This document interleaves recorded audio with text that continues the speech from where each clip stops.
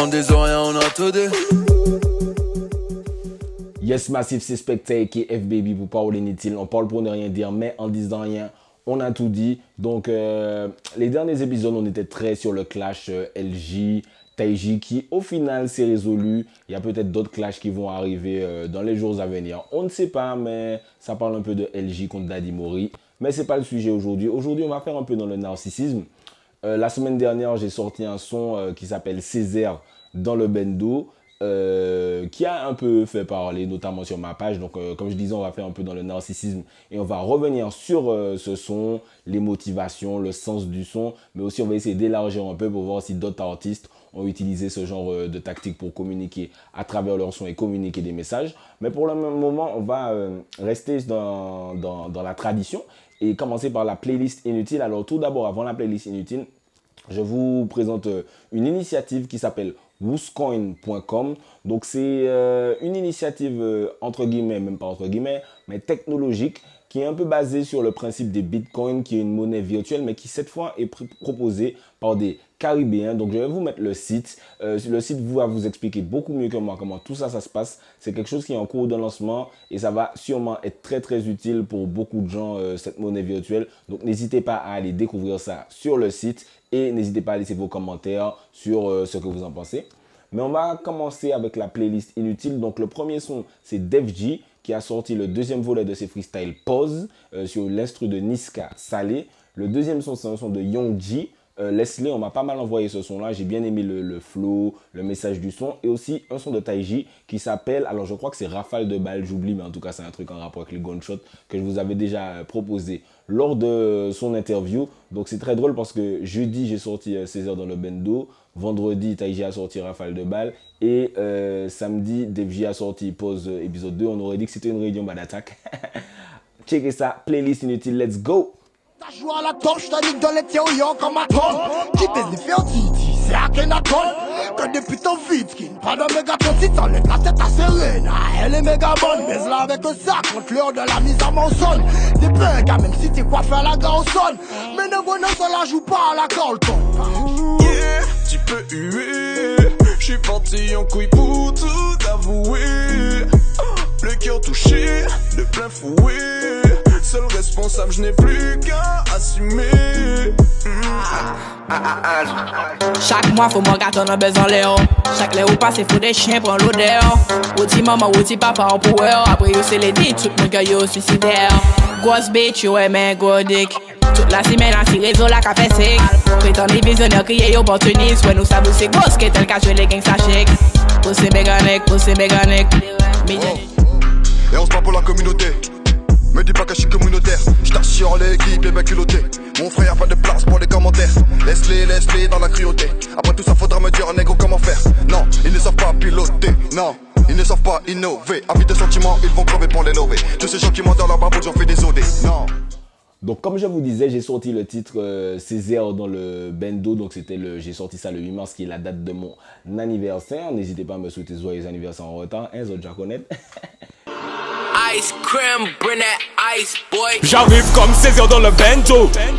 Comme Césaire dans le bendo, yeah yeah. Flex comme Fano dans la trap house. Est-ce dans la trap house, yeah yeah. Pull up on les messieurs qu'on Rambo. Est-ce à la Rambo, yeah yeah. On l'autre bousika fan à Batman. J'arrive comme Césaire dans le bento. Comme Césaire dans le bento, yeah.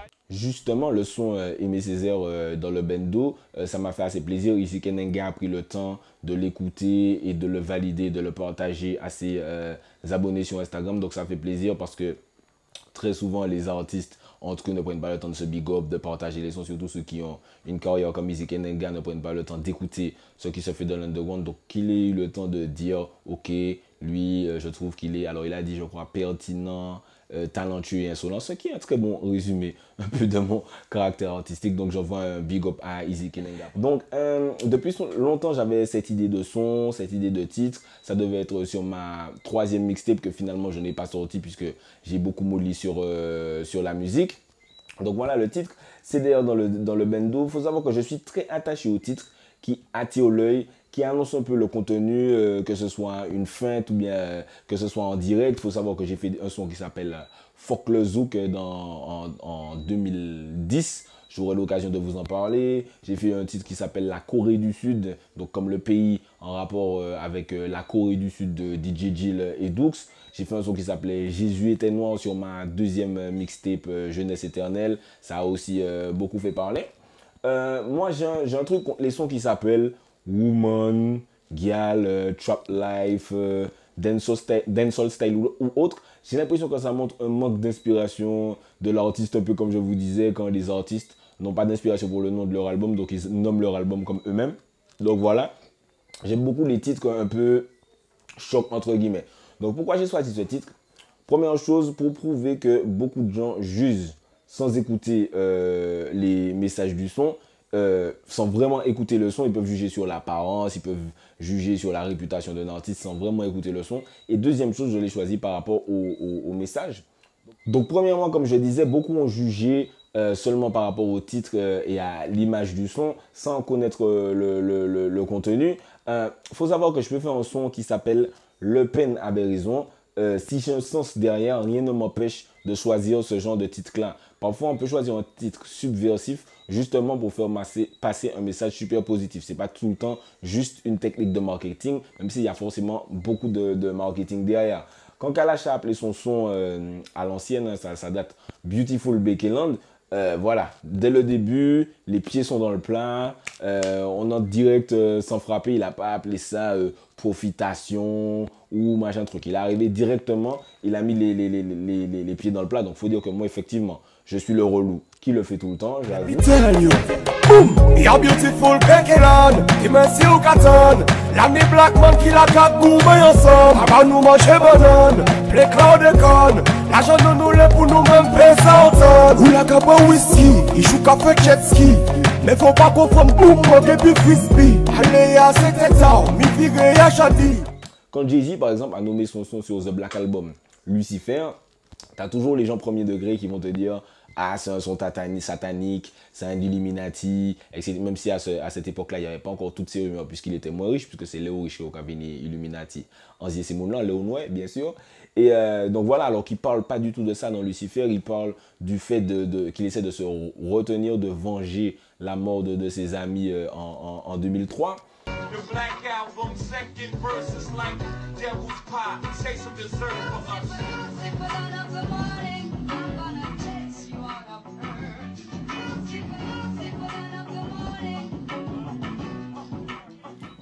Donc voilà, ça n'a rien à voir. Le titre, on pourrait se laisser dire qu'il parle de diable ou machin truc, mais ça n'a aucun rapport. Quand Kanye West fait le son I Am a God, les gens premier degré sur son album Jesus, les gens premier degré vont dire « Oh mon Dieu, c'est un blasphème, oh mon Dieu, comment il ose, gna gna gna ». C'est pas forcément faux, d'ailleurs, selon ça dépend du point de vue. Mais il allait beaucoup plus loin que ça. Dans une interview, il expliquait qu'il aurait dit « I'm a thug, I'm a gangster, I'm a nigger, I'm a killer ». Ce serait passé, personne n'aurait dit « Oh non, truc ». Donc il a voulu dire qu'il a voulu sortir des stéréotypes du rap et élever du coup totalement l'homme noir à un rang beaucoup plus élevé que juste je suis un thug dans la rue qui vend de la drogue, en allant directement dans le I am a God. Where just like that, when someone comes up and says something like I am a God, everybody says, who does he think he is? I just told you who I thought I was, a God. I just told you, that's who I think I am. Would it have been better if I had a song that said I am a nigga? Or if I had a song that said I'm a gangster? Or if I had a song that said I am a pimp? All those colors and patinas fit better on a person like me, right? D'ailleurs, Jay-Z, sur son dernier album 444, il a une ligne où il dit I'm the true and living God in the flesh, c'est-à-dire Dieu en personne, Dieu en chair et en os. Et c'est à peu près la même logique que Kanye West, même si c'est aussi en rapport avec les 5%, les 5%, c'est une sorte d'idéologie religieuse qui est déclinée de la Nation of Islam, qui veut que l'homme, alors ils appellent ça le Asiatic Black Man, soit la représentation de Dieu sur Terre. Bon bref, c'est super compliqué. Allez chercher sur Wikipédia, mais c'est assez intéressant. Donc voilà, Jay-Z lui aussi voulait sortir l'homme noir de ce délire de je suis un thug, je suis un gangster, etc. Donc, quand ils disent I'm a God, ils prennent leur distance de ça et ils élèvent l'homme noir à autre chose. Ce qui nous amène donc à ces airs dans le bendo. Déjà, l'image du son, j'ai eu beaucoup de commentaires. Comment tu oses mettre Aimé Césaire avec des tatouages de larmes et la croix sur son front et un bandana, etc. etc. Donc, premièrement, ça m'a inspiré un truc. C'est que, premièrement, si je dois te dire de faire attention, je dois d'abord attirer ton attention. Un exemple. Si on est à Fort-de-France et je chuchote, attention, il y a une voiture qui arrive, tu ne vas pas m'entendre. Tu vas traverser, tu vas te faire écraser. Boudoum. Par contre, si je te dis, oh, attention, il y a l'autre qui arrive, là, il sale. Tu vois ce que je veux dire? Là, tu vas entendre que je t'ai appelé et j'ai attiré ton attention. Et là, je vais pouvoir te dire de faire attention. Donc voilà, c'est une sorte de marketing, mais il y a un message positif derrière. Et c'est ce qui était important dans ces heures dans le bendo, d'attirer l'attention avec le titre et avec l'image pour ensuite faire passer le message. Mais également, autant j'avoue ne jamais avoir lu de livre entier d'Aimé Césaire, autant bien sûr je respecte clairement la figure, son rayonnement mondial vis-à-vis de sa littérature et aussi je crois de sa politique. Mais autant selon moi, personne, ou très peu, mais je préfère dire personne n'est au-dessus de l'expression artistique dans la limite de l'injure, bien sûr. Sinon, on nomme ça quasiment de la censure. Bien sûr, je comprends que ça choque. C'est-à-dire que dès que j'ai pensé au titre et à l'image, je savais que ça allait choquer. Quand je vois les gens dire « Ah, comment tu oses, nanana », il faut comprendre, bon, les gens ne me connaissent pas forcément, donc ils peuvent dire que je suis un petit con. Je ne suis pas forcément super intelligent, mais je ne suis peut-être pas un petit con. Je savais qu'il y aurait eu ces réactions-là. Je savais qu'il y aurait eu ce genre de commentaires-là. Mais il faut savoir que c'est un peu le but de l'expression artistique, de dire ce que tu ressens, ta philosophie, ce que tu as envie d'exprimer à travers les lyrics, même si ce sont des lyrics qui peuvent choquer. Bien sûr, je comprends que ça peut heurter, mais c'est le but du rap et c'est même, c'était pas forcément le but du dancehall, mais ça fait partie de l'ADN du dancehall et du rap. Quand Kalash fait Willie Lynch, voilà, directement, quand il est dans le nègre de maison, quand il est dans le ouais, je te parle à toi, grosse biatch, etc., il va directement dans le truc. Et moi, je vous avoue, je serais allé directement plus loin, j'aurais appelé le son nègre de maison directement, comme j'en avais parlé d'ailleurs dans la vidéo où je parlais de cette polémique l'année dernière, je disais, faut qu'il sorte un son nègre de maison. Là, il l'a appelé William Lynch, mais c'est à peu près la même chose, comme dans Bendo. Bendo, il y a eu plein de gars des trap niggas qui ont dit comment ça, tu veux pas mourir dans le Bendo, etc. Il a un lyrique très intéressant où il dit mon comportement c'est Kevin Rich, qu'avant de miser bébé shit, dimanche soir par été rien, samedi anti-l'autre élève bitch. Personne n'a entendu ce lyrique, enfin, si les gens ont entendu ce lyrique-là, mais ils n'ont pas fait attention, mais ça déconstruit pas mal de choses dans l'illusion de devenir un trap nigga. Donc j'ai trouvé ce lyrique-là très intéressant. Ou même Pline Pyroman à l'époque, quand il avait fait Vatican, quand il dit au Vatican, il dit yo pas ni droit ni femme, mais yo pas dit yo pas ni droit ni nom. Moi, c'est un truc que je prends souvent comme exemple, c'est très très choquant, mais c'est l'expression artistique de son truc, même si effectivement il y a forcément toute une partie religieuse de la population qui s'est dit « Oh mon Dieu, comment hostile !» il a le droit d'exprimer ce qu'il ressent et ses idéologies de cette façon, même si ça peut choquer. C'est la même chose avec Aimé Césaire, sauf que je ne critique même pas Aimé Césaire, j'utilise l'image d'Aimé Césaire pour faire passer un message qui en plus était très positif. Coup d'état. Au Vatican, yo dit yo pas ni droit ni femme, mais yo pas dit yo pas ni droit ni nom. C'est pour ça la bec a violé tout petit bolom. Prends yo pour femme au Vatican.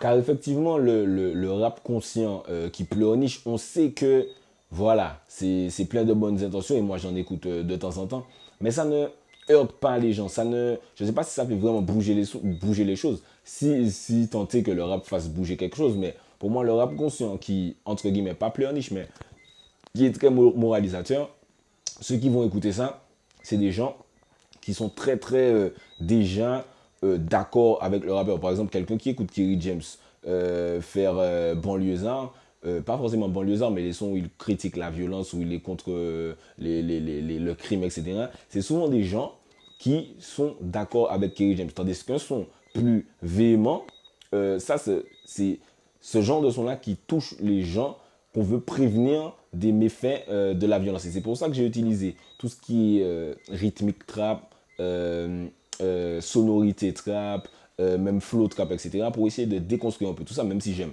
énormément le trap et les sons inconscients, j'en écoute énormément, ceux qui me connaissent savent. Mais dans ce son, ce que j'ai fait, pour moi, c'est utiliser tous ces codes et me dire, ok, je vais dire l'inverse de ce que les chanteurs de trap disent, mais en le disant exactement comme eux, avec les nègres, avec les flows saccadés, etc., etc. Par exemple, dans le premier couplet, pour moi, ça englobe un message qui pourrait réduire radicalement la délinquance s'il était, bien sûr, entendu par énormément de gens qui prenaient le temps de s'asseoir, de le comprendre. Ce qui n'arrivera pas, je ne suis pas dans une utopie incroyable, mais quand je dis tu n'as pas appris à ton petit frère à lire, tu lui as appris à bord de la ligne, tu n'as pas appris à ton petit frère à compter, mais tu lui as montré sur le booster comment monter, tu ne lui as pas dit d'aller réviser sa physique, tu lui as plutôt dit de viser avec son fusil. Peut-être que dans la rue, il aurait pu ne pas crever si tu lui avais dit d'aller réviser son brevet. Pour moi, c'est un message qui est super important, mais que je dis sur une sonorité trap de la même façon que les trappeurs, et c'est un truc que je trouve très très intéressant et très très important, et ça montre un peu tout le paradoxe du son Césaire dans le bendo, où je prends l'image de quelqu'un justement qui vient véhiculer des messages. Bon, quand je dis j'arrive comme Césaire dans le bendo, c'est j'arrive comme un gars qui vient véhiculer des messages, qui vient pour essayer de, entre guillemets, on se comprend, libérer son peuple. Et j'arrive aux gars pour dire aux gars qui sont dans le bendo, qui sont en train de dealer dans la rue, je leur dis avec leurs propres mots, les gars, ça peut porter à rien bazote et arrêtez d'engrainer vos petits frères dans ça. Parce qu'effectivement, on dit souvent, les gars sont dans la délinquance à cause du système, parce que les gens sont pauvres, etc. Ce qui n'est pas faux, ça existe. Mais il y a aussi énormément de gens qui sont dans cette logique-là, parce qu'ils veulent être comme ceux qui voient comme un modèle de réussite, c'est-à-dire quand tu es jeune, tu vois les gens populaires, c'est qui? C'est les gars CEO à l'école, c'est les gars qui commencent un peu à dealer, etc., etc. Tu te dis, ah, je veux être comme eux. Donc, et ce n'est pas forcément une mauvaise chose. Le problème, c'est que quand il y a des gens qui entrent dans ça, c'est pas forcément tout le monde qui peut en sortir. Donc, c'est un peu de ça que je parle dans Césaire dans le bendo. Ça reprend d'ailleurs un peu le message de Suis-je le gardien de mon frère de Cefio, pour ceux qui connaissent cet album et ce single qui avait un peu bien marché à l'époque. Donc voilà le son, le but de ce son, c'était pas forcément de buzzer ou que ça fonctionne ou que les DJ le passent. C'était vraiment une sorte d'expérience où je me disais, je vais voir comment les gens réagissent à ce genre de titre, comment les gens réagissent à ce genre d'image, pour voir s'il y a vraiment une liberté artistique qui est permise aux Antilles. Parce qu'il y a des gars comme Eminem qui choquaient, dans le dancehall jamaïcain, ça choque beaucoup, ça parle de guns, ça machin truc. Mais aux Antilles, on est très conservateur, on est très... dans une logique où on limite l'expression artistique des artistes, en mode, souvent, il y a des artistes plus âgés, quand moi j'étais plus jeune, qui me disaient, non, tu peux pas dire ça, t'as pas le droit de dire ça, non. Par exemple, quand j'ai sorti le son, j'ai sorti un son qui s'appelle Sale Nègre aussi, qui est un titre qui peut heurter.